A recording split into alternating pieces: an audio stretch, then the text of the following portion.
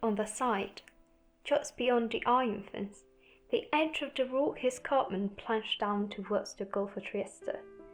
The city was visible from the foothills to the dark-calm waters of the sea, as well as the glittering lights. Alberto looked up at the sky. It was crystal clear, as it often is in summer after a sunny day. The stars were big and bright as never before, extraordinarily close.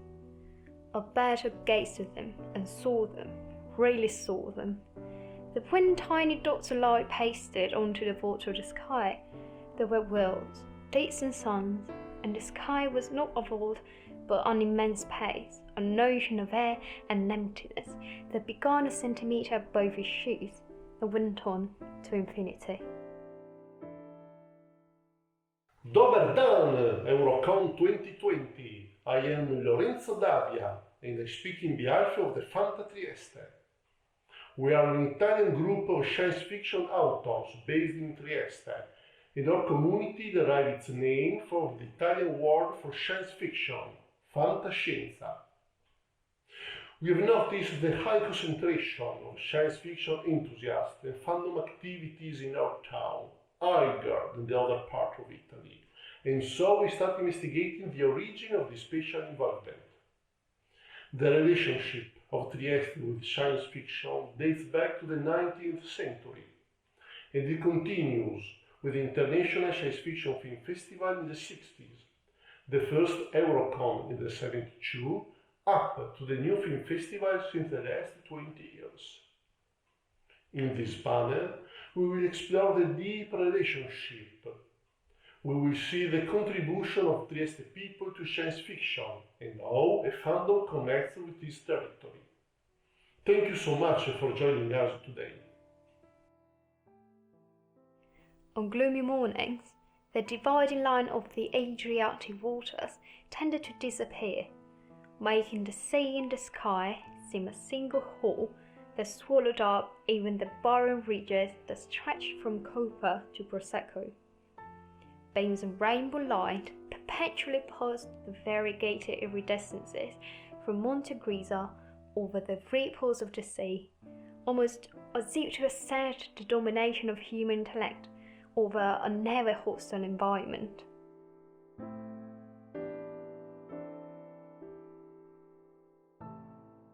It may be a simple coincidence, or it may be not, but it's a matter of fact that the beginning of the science fiction in Trieste happened in the same years in which there was the start of the great science in Trieste.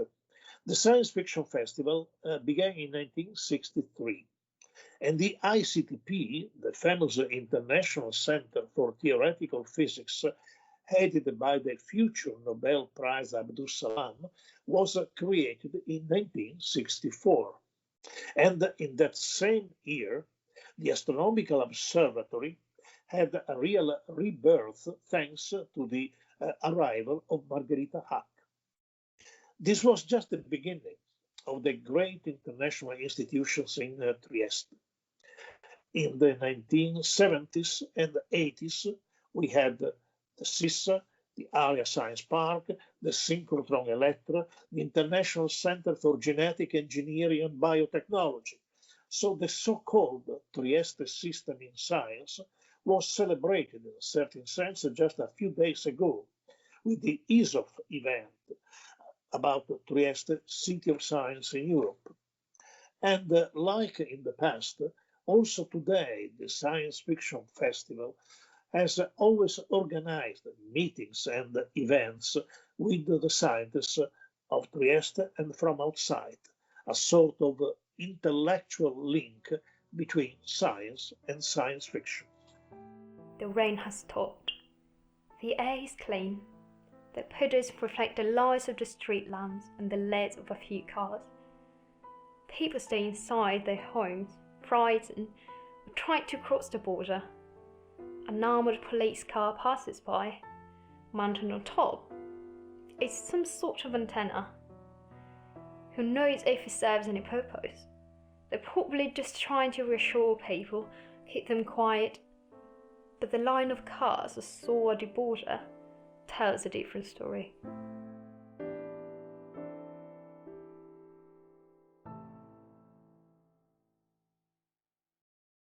Trieste has always been a city of trade where goods, technologies, ideas, languages, and cultures have crossed each other.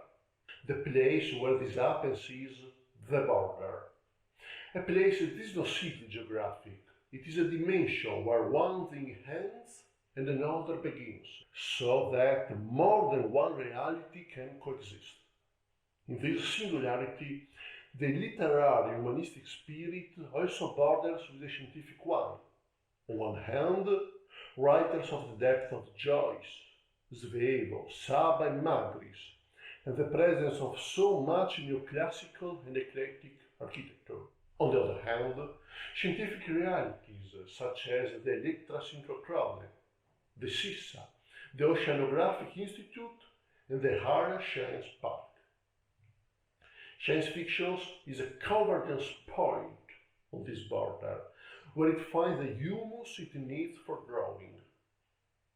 In an area that elsewhere could have been an abyss, here it becomes a territory of overlapping, mixing and enrichment.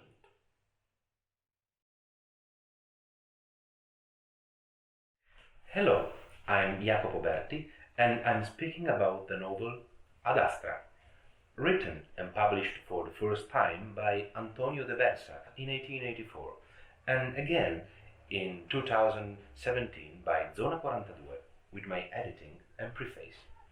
So I'll tell you something about a proto-science fiction literary work.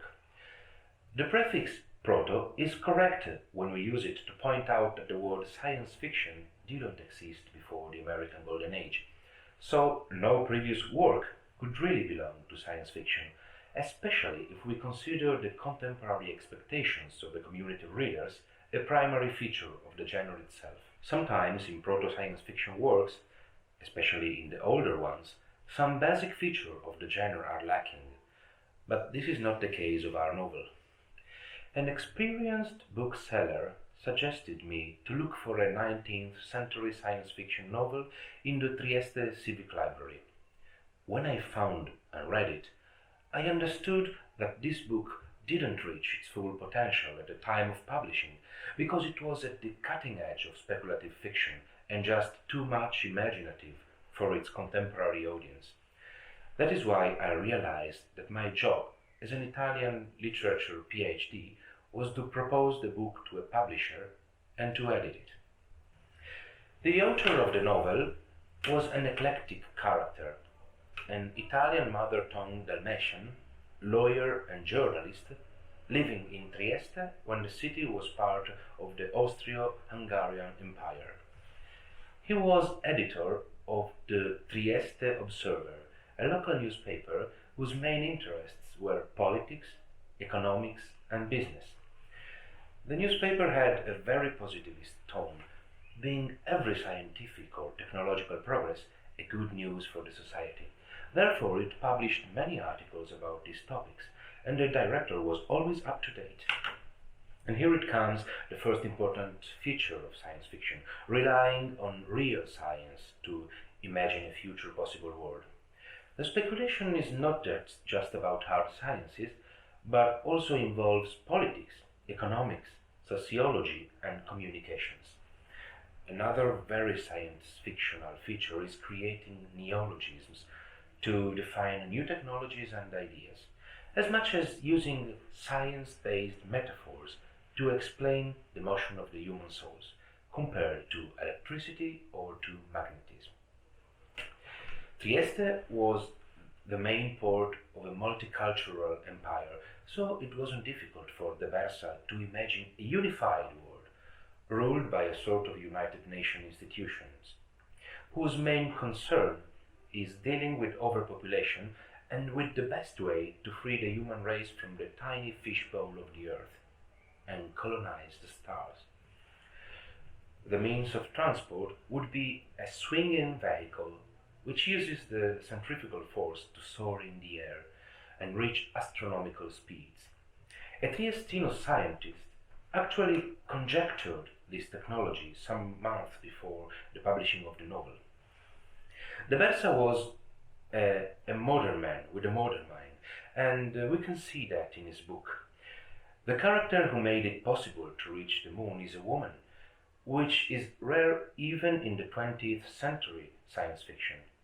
Moreover, in a time where racism was common, the author expressed some different ideas about people with different ethnicities contributing to human progress.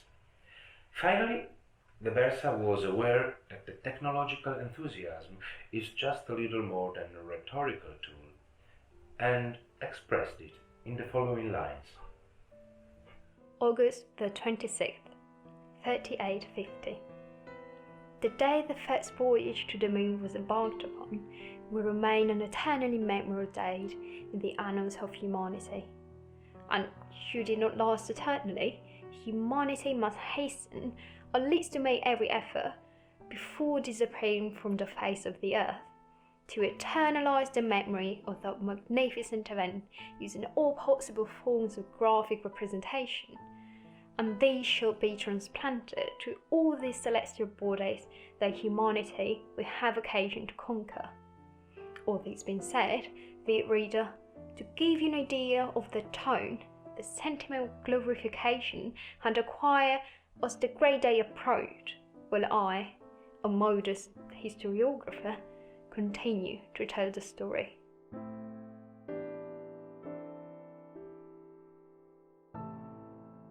Trieste is place of creative inspiration, even in the images of its landscapes. Its alleys, bordering the opening of the Piazza Unità scenery, or the sea, which begins where the Carso Plateau ends. Claudio Magris wrote, I think the experience of the great opening of the Gulf of Trieste was fundamental for me. A sea that is modest in itself, but which gives a sense of openness, the boundless horizon that seems to prelude to other, larger seas and oceans.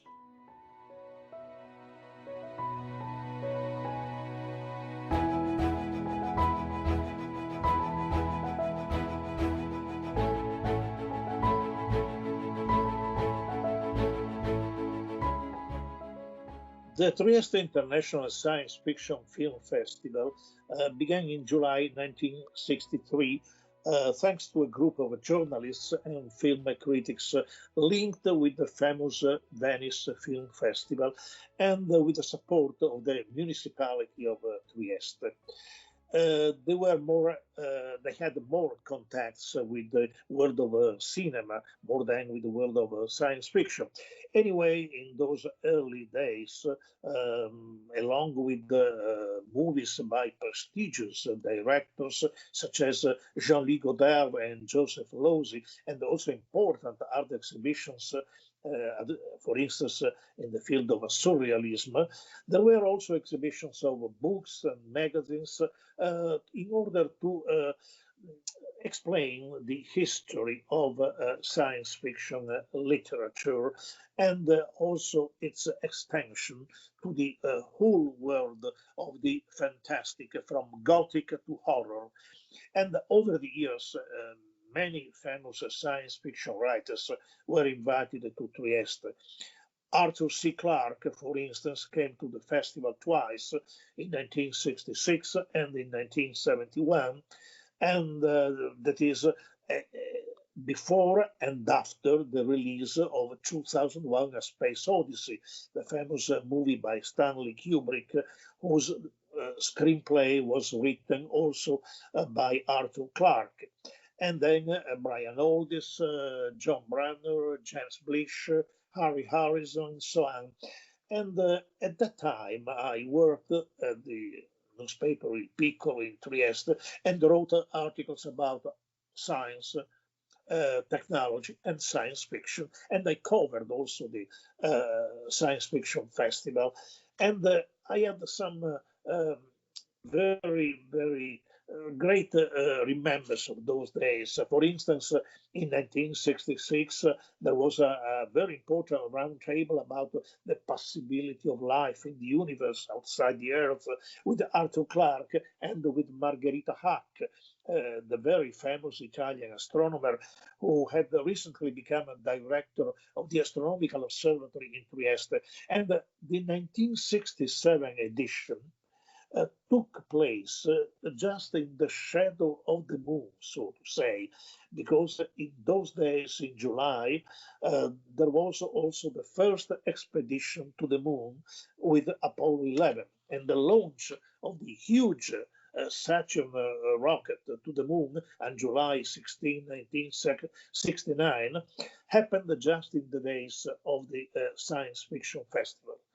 The Trieste Science Fiction Festival continued until 1972. It was then resumed, let's say, in a new format in 2001, organized by the Trieste Film Club La Cappella Underground, and it still goes on.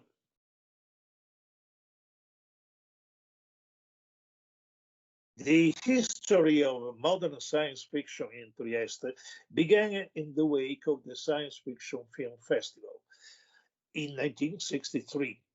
It was in those days, during the first festivals, that some readers and science fiction enthusiasts from Trieste and from other cities in Italy had the opportunity to know each other, to meet.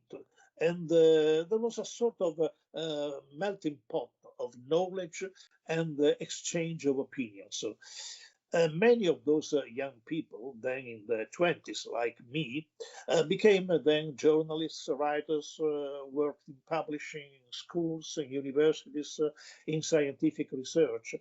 And from the mid of 1960s, the first meetings of enthusiasts originated also the first fanzines, these amateur magazines printed in the so-called mimeograph, a low-cost publishing machine, very popular in those days at the time. And in Trieste, we had two examples in the 60s of these fanzines. The first one was Hypothesis, the result of a group of enthusiasts headed by Francesco Carrara, better known as Gogo Carrara, author of some short stories, and who then became a journalist for the Trieste newspaper Il Piccolo. He was my colleague for many years. Unfortunately, he died just a few weeks ago. Hypothesis had intellectual and avant-garde, let's say, ambitions. Only one issue came out. The other Trieste fanzine was 10th Planet, of which two issues came out between 1965 and 66. It was more traditional and open to the stimuli of science. The curators of these magazines were my friend Gianfranco Battisti and myself, with the contributions of other people in Trieste, like Livio Horrakh, who later became perhaps the most important science fiction author from Trieste, from our city. But here I would like also to recall another person who was active in those days. His name was Luigi Berto. He was about 50 years old at the time, and he founded in Trieste an association for the dissemination of news of information about space activities, astronautics, astronomy, and so on, and also science fiction. He published a series of articles about the history of science fiction on the local newspaper, just on the occasion of the first festival of science fiction movies. And also he wrote several short stories. Many of them were under a pseudonym, and many of them were set in Trieste and then collected in a book with the title Fanta Trieste. It's Istanbul is illuminated, but the lights don't escape the Bosphorus Strait.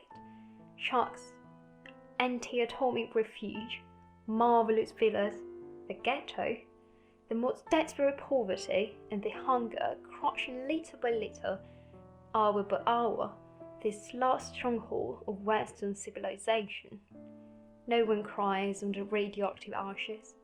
Tomorrow is in the hands of Allah.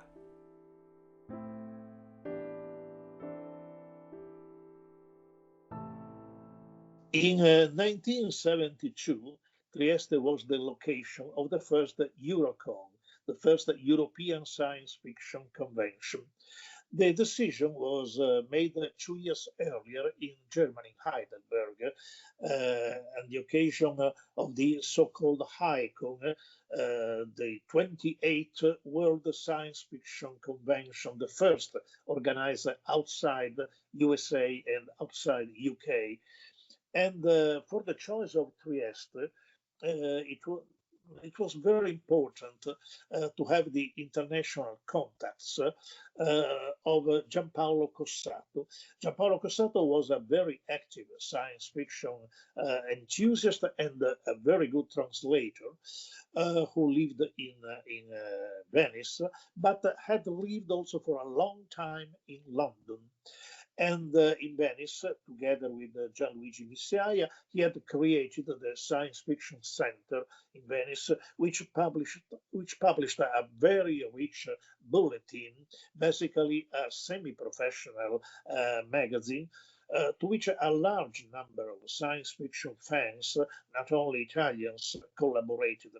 Giampaolo Cossato and Gianluigi Missiaia, together with Gianfranco Battisti from Trieste, were the main organizers of the Eurocon in Trieste, which took place in the Stazione Marittima, just on the sea in the heart of Trieste, combined with the Science Fiction Festival more or less in the same days. And it was really a huge success, a great success, with hundreds of people coming from all over Europe and also beyond Europe. Guests of honor were the English writer John Brenner, and the French writer Kurt Steiner, better known as André Rieulan, a science fiction horror writer, and the Italian Roberto Vacca, engineer, essayist, and writer, who was well known in those days for his book Il Medioevo Prossimo Venturo. We can translate it in the future Middle Age, a sort of mixture between essay and science fiction novel about the collapse of the great energy systems. Many European experts came to Trieste for the Eurocon. For instance, I remember very well the Romanian Ion Hobana, great expert of Jules Verne, and the famous collector and expert of science fiction and horror movies, Forrest J. Ackerman from the United States. On the occasion, a series of European prizes were awarded for novels, short stories, artistic works, fantasy comics, and so on. And among the winners, there was also Livio Horrakh with one of his stories, who also collaborated with the Eurocon for the simultaneous translation of the talks. The 1972 Eurocon was so a great success in science fiction because probably the largest event in science fiction held in the time in Italy, and subsequently Italy hosted also the Eurocon in 1980 in Stresa and the Lago Maggiore, the Lake Maggiore, and in 2009 in Fiuci. And the next Eurocon in 2021 will also take place in Fiuci. Carved in its blind black face of stone, a faithful unknown rune, layers in the glare of the tropic sun and the cold of the leprous moon, and it shall stand for a symbol mute, the men awake and blind, till hell rose up from the black abyss and horror sweeps behind. For this is the screed upon the shaft, O polished sons of men, we that were lords of all the earth shall rise and rule again. And dark is the doom of the tribes of earth, the hour wide and red, when the ages give the secrets up, and the sea gives up its death.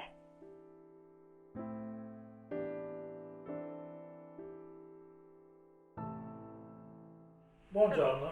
I'm Fabio Calabrese, a science fiction writer from Trieste, and I'd like to talk about the fanzine Re in Giallo. This fanzine, created in the 70s, was conceived by Giuseppe Lippi, who was living in Trieste at the time, and I. The realization arose around a talk on a train. Lippi and I had participated in the Mary Shelley Award, prize organized by the fanzine The Time Machine of Padua. On our way back at home, we discussed that many new fanzines were born in that period, and Lippi pointed out to us that they weren't dedicated to the fantastic genre. We decided to create a new fanzine, Il Re in Giallo, inspired by the title of a chamber novel and its pseudo-biblion, the imaginary book he mentioned many times. So, between 1996 and 1980, there were 7 issues of Re in Giallo. The first publication came out in 1976, followed by number 2 with a special edition dedicated to the American horror writer Howard Phillips Lovecraft. In 1980, we also attempted an experiment, a parallel publication of a new science fiction magazine, Terzo Pianeta. The cover, in my opinion, is very beautiful, and it is by Edoardo Triscoli. Unfortunately, this publication had an even shorter life than the Re in Giallo. Only 1 publication came out. This number has remained historical because it contains the debut story by Donato Altomari, who today has become one of the most successful writers of Italian science fiction and is now president of World SF Italia. In the air, the smell of sweat and blood mixed with gunpowder, the scent of burnt rubber and synthetic drugs. Mercury, on those rare occasions, was actually curious. He, who thought he had used up all his ancient human curiosity.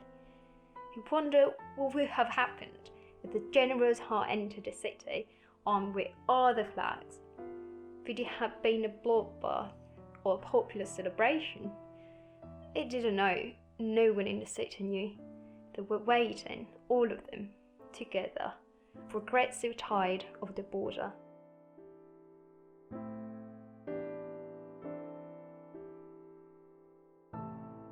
Dear Fantastic Fiction mates, my name is Fabio Novel. I'm an author, an editor, and a long-time science fiction fan. As an early generation X guy, I have to describe you in a nutshell. How was the science fiction present in Trieste during the 80s and the 90s? Well, my first instinctive reaction would be to shout an actually not exciting picture. But such a feedback is somehow wrong, or at least unfair, inaccurate. Why? Because I can't consider those years judging the visible output only, and because I can't simply be emotionally back to that young man loving science fiction and fantasy, and, by the way, with the aspiration to be a writer. And so, as a consequence, unsatisfied about what Trieste was offering in terms of interaction, aggregations, and local opportunities. The first life of the International Science Fiction Movie Festival left us in 1982. The fandom around Italy was alive and kicking along the 80s in cities as Milano, Padova, Vercelli, Roma, not in Trieste, not after the too short nice journey of the fanzine Re in Giallo. So, also the fandom's productive field of action, and let me say pool of talents, Trieste was not clearly and directly engaged. People from Trieste were active in those days, but not many, and individually not teaming up. I'm thinking to writers and essayists as Livio, Horrakh, Fabio Calabrese, Grazia Lipos, Anna Rita Guarnieri, one of the Italian best translators of fantastic fiction. We must say that out of the fandom and of a couple of professional niche magazines, for the Italian science fiction authors, the opportunities to be published were rare as water on Arrakis. However, focusing again on my city, if I reconsider how many people here were reading science fiction, how the several bookshops and kiosks were always well furnished in their stocks, both new proposal and long sellers, and how crowded the cinemas were, even for the so-called summer retrospective. Well, if I consider all of this, I would say that Trieste was still exceptionally passionate for the fantastic fiction. Maybe embarrassed to admit it loudly, much easier and ennobling to quote Sabas, Vevo, Joyce, and co. Anyway, bound to the imaginary. Trieste is a city of silent, strong contradictions, sometimes with a sort of schizophrenic personality. And probably in its approach to science fiction too. And maybe it had been that hidden love that osmotically touched the heart of the mythical Jack Vance when he saw Trieste, and he used it as a set for the novel Edge and the Old Heart. Good news came from the early 2Ks. 3 writers from this city had their debut in the bookstore from Nord, that at the time was still the most popular publishing house of fantastic fiction in Italy. Fabiana Redivo and Andrea D'Angelo with the fantasy sagas, and well, me with a cyberpunk spy thriller, Scatole Siamesi, set in future Thailand. So finally I was a writer. Thanks science fiction, and thank you all. His cybernetic limb had been customized with a few not exactly legal optional extras, stuff you could theoretically get 20 years jail for if they caught you. Unlawful implantation of cybernetic military material. But there's still no Thai law that makes systematic inspection of the mechanical parts of a cyber compulsory. Certainly not in the Ceylon ghetto, where nobody is going to worry about a detail like that.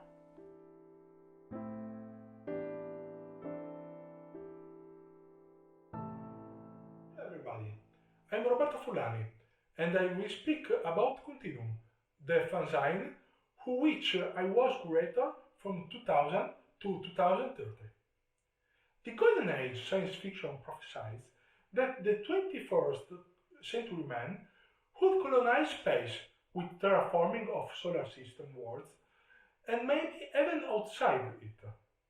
In the end, this didn't happen, and it wasn't on the space exploration that technology and scientific knowledge involved most in following the Kazis. The area that perhaps had a major boost was that of telecommunication, with the born of first cellular phones and especially of internet, which opened the door to previously unpredictable communication possibilities.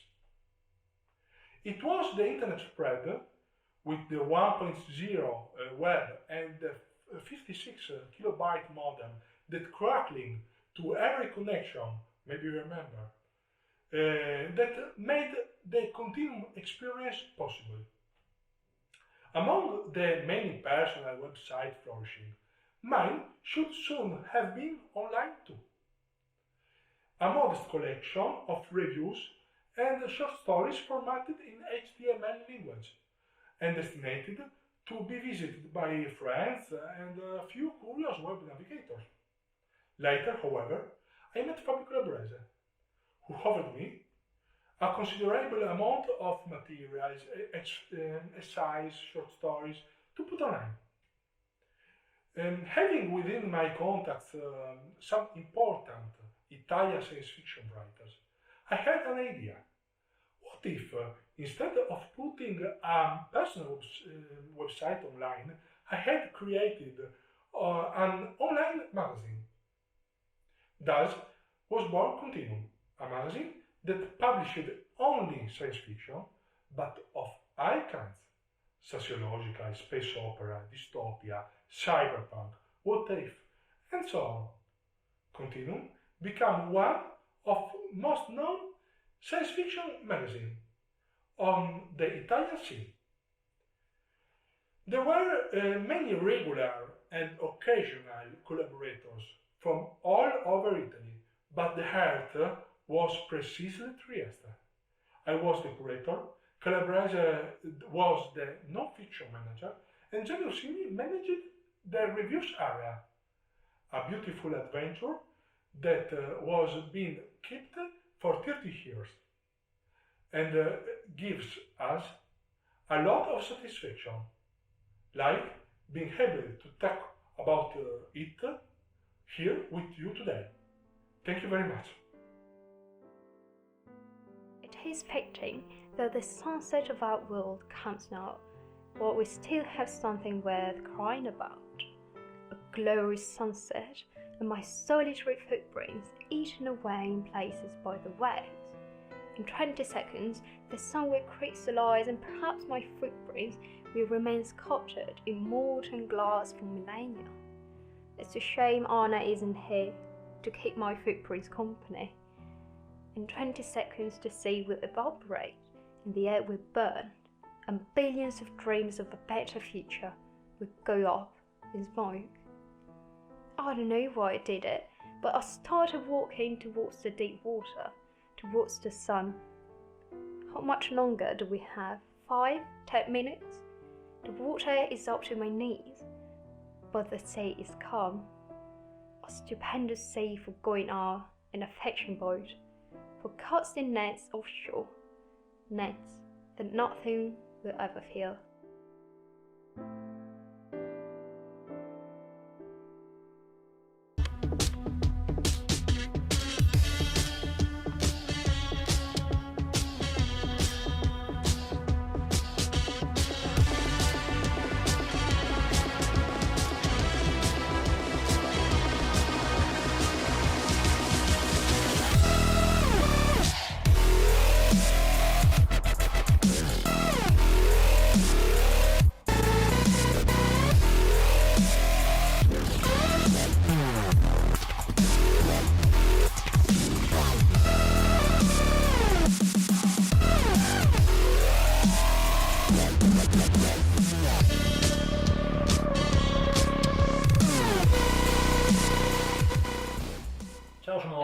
I am Luca Luisa, one of a member of La Cappella Underground and one of a programmer of the TriesteScience+Fiction Festival.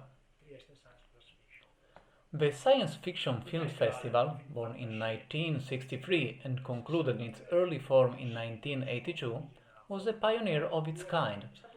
And in 2000, when more famous festivals dominated the scene in Europe and in the world on the wave of that original concept, the idea of trying again has proved passionate and brave. In December 2000, the 00 edition of the Science+Fiction took place. The festival revived, but it was also transformed. The name was not even the only change. Time has passed, and demands were different. 20 years later, the festival has changed again. And today we call it the TriesteScience+Fiction Festival. In every edition there has always been a focus on contemporary production, with an eye on the European panorama, an aspect that was established in 2005 from the membership to the Federation of the Fantastic European Festival, now called Méliès International Festival Federation. Special attention has been dedicated to the realization of important retrospectives, Fantespania, Brit Invaders, Voyage Fantastiques, and Marx Attacks. At the same time, we involved our efforts in exploring the Italian panorama, inaugurating the Spazio Italia and Spazio Corto sections. Alongside the purely cinematographic part, we developed what can be considered almost a parallel festival, which culminates in the meetings of futurology, which include intervention by scientists, popularizers and experts, which exalt the interest in science for the festival and the city. This part has been recently expanded and pushed outside the boundaries of the festival days with a Mondo Futuro format, a web video series that aims to imagine the future through the words of eminent guests. Coming back to the festival, it's impossible to talk about it without naming guests who have contributed to making it an unmissable appointment for the fans. Just to mention some of them: Silver, Sangster, Gillian, Rambaldi, Usna, Harryhausen, Corman, Lee, Dante, Romero and Trumbull. But there are also many writers, including Harry Harrison, Valerio Evangelisti and Richard Morgan. Also thanks to the link with the Urania book series and his historical editor, Giuseppe Lippi, and cartoonists including Bilal, Mebius, Castelli, Alberti. The link with the comic narrative was also underlined by the choice made in 2013 to commission the poster of the various editions to Italian artists.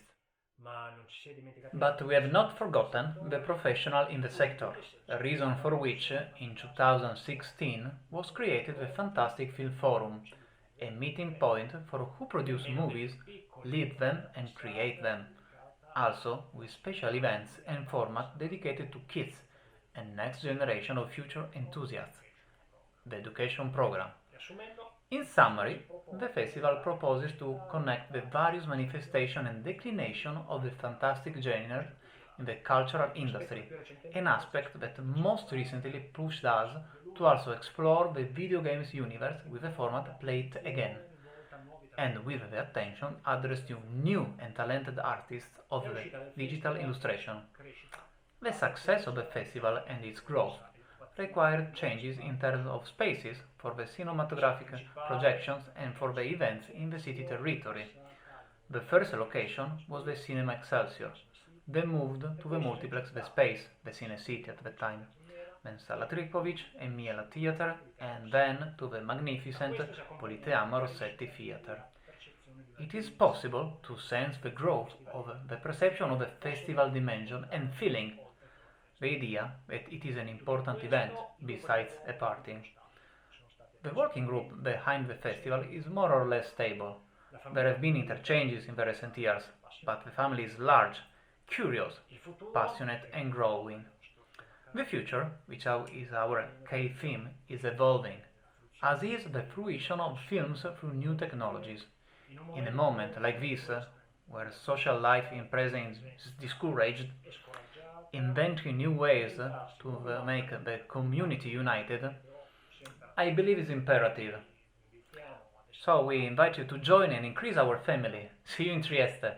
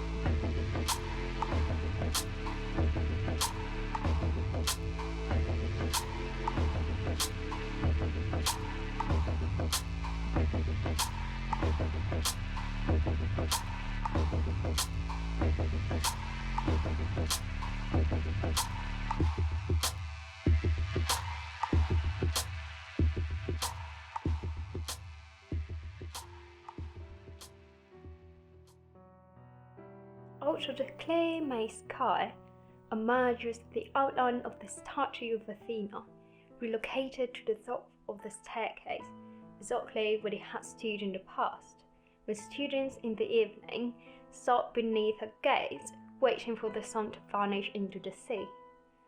Anna, too, often stops to watch the show, and to the amazement of the other employees, she sits on the stairs, without a mask, without protective glasses, without anything, not even a thought. As light becomes dream in her mind.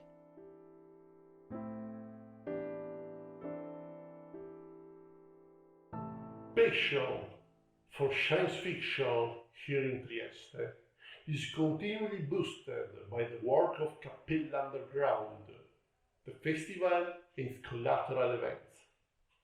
In the middle of the COVID crisis, there has been a collaboration between the festival and local authors, which resulted in a collection of micro-stories entitled Alabarde Spaziali, Science Fiction Stories in the East.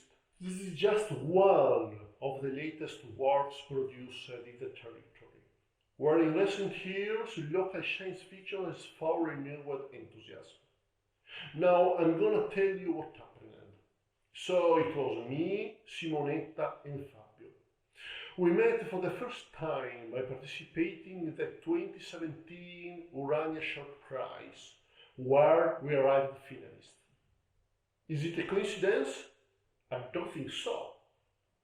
For us, it was because Trieste is a city of science and science fiction. We investigated this peculiarity with several meetings. Glasses of wine and tankards of beer can witness this. It was stimulating, between one chat and the other, to know that there were other people with fascinating visions and ideas. Unique, special stories that it would be a pity they didn't see the light. The cycle of people soon expanded. The idea of going beyond these occasional meetings for doing something more serious, creating a group that could gather fans of fantastic themed writing in the Trieste area, the Fanta Trieste.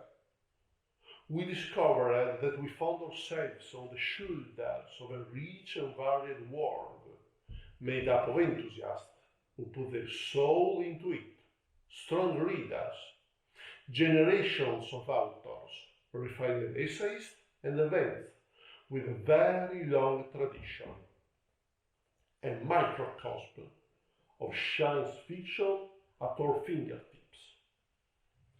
The idea behind the Fanta Trieste community is to promote creative scenarios, including aggregation, readings, and collaboration. Digging into the past, we learn of a Trieste project entitled Fanta Trieste, a personal anthology published by Luigi Berto in 1973. The introduction of this anthology has been an inspiration for all of us. In the vast majority of cases, science fiction stories take place in vast sidereal spaces, or in those megalopolises called London, Paris, New York, etc., or even in exotic countries and villages. Nothing to complain, it's in the very nature of this type of fiction. However, even in stories that take place in areas closer to us, the name of Trieste does not appear. I then came up with the idea of trying, always on an experimental basis of course, to write something that happened right in the Trieste environment. When writers who share common interests come together, elective affinities quickly turn into project. This is how the idea of creating an anthology of sci-fi stories set in Trieste and written by local narrators under the supervision of Roberto Furlani was born. We try to infuse the spirit of all this in the volume. The generational gap of the authors spans a distance of over 70 years and is also found in the anthology thematics, fantarchaeology, sociology, introspection, Asimovian references, dark shades, biotechnological thrillers and biblical references. There are writers who for decades have occupied a stable position in Italian science fiction, such as Fabio Calabrese, Giuseppe Longo and Franco Sherwood.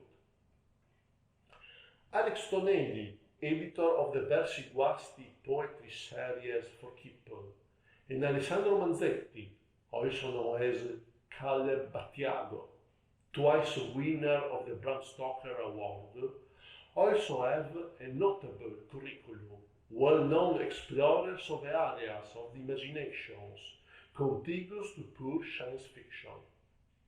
Roberto Furlani is very active since 2000. There are also the new generation, including Fabio Luisa, Lorenzo Davia, and Simonetta Livio. The Fanta Trieste closes with a story by Luigi Berto, the putative father of the present initiative. The anthology, published by Cappella, was written with a strongly cooperative approach. The stories have been read and reviewed by each of the authors with a spirit of collaboration and mutual attention. We must thank some authors who do not appear in the anthology, but whose contribution has been of precious help for the realization of this project. Fabio Tarussio, Zeno Saracino, Fabio Nobel, and the essayist Giulia Iannuzzi. The underlying challenge of the project is stimulating to attract local interest, even for those who consider science fiction as a niche genre. What lies in the future? We can give you some spoiler. We will have a stronger collaboration with TriesteScience+Fiction, with the Cappella underground idea of a permanent festival, including events and panels concerning the speculative narrative. We will have new literary projects and the creation of a new fanzine. The future that awaits us is ready to offer a sea of possibilities. From me and from the Fanta Trieste team, thank you so much. It's like to pay price in these diaries. The sunsets in Trieste look as though the sea is bursting into red.